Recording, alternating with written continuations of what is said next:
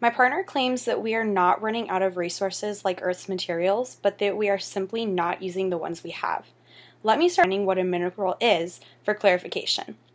A mineral is a naturally occurring, homogeneous, inorganic solid substance having a definite chemical composition and characteristic crystalline structure, color, and hardness.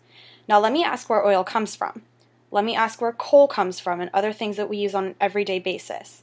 These items are mined from substances deep within the Earth's surface and are not present in unlimited quantities.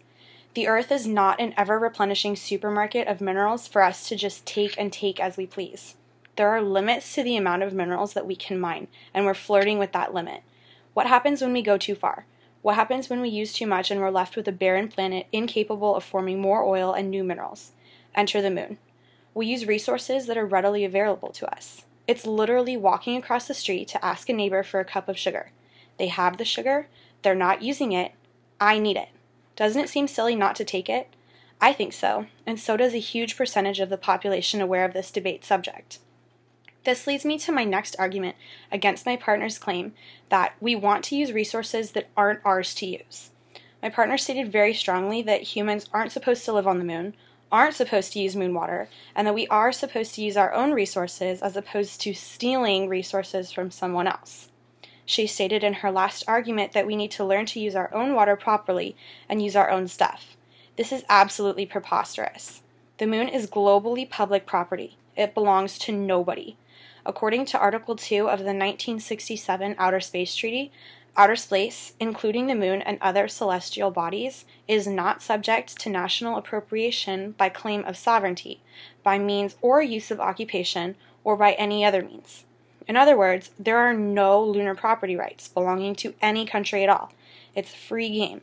If I need a cup of sugar, and they have one that somebody else doesn't legally own, I'm going to take the cup of sugar. I said it before, it would be silly not to. We are using our own stuff. The moon is ours. It's everyone's.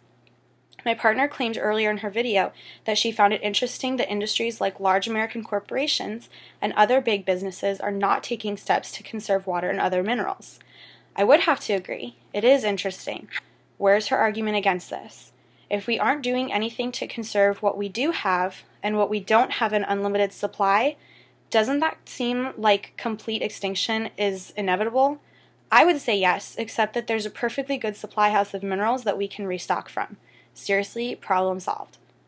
Next, my partner claims that we're doing nothing with the water we're naturally given. She claimed that we don't use water runoff when it rains, and that's a waste. Allow me to expand on the errors in that argument. When rain or snow falls onto the earth, it doesn't just sit there. It starts moving around according to laws of gravity. A portion of the water seeps into the ground to replenish Earth's groundwater. Most of it flows downhill as runoff. This water is extremely important in that not only does it keep rivers and lakes full of water, but it also changes the landscape by action of erosion. Flowing water has tremendous power. It can move boulders and carve out canyons. Check out the Grand Canyon. Perhaps my partner intends to claim that we as humans do not use what is left of the water runoff that the Earth has taken back for itself. This, however, is incorrect because we do use what's left. Utah and parts of Washington state have tough laws banning anyone but owners of water rights from collecting rainwater flowing off of privately owned rooftops. They're supposed to use it for their own benefits. Homeowners can set up water purification systems and other things. Many varieties of rain barrel systems are available for home installation. A typical setup is a simple rain barrel positioned under a gutter's downspout.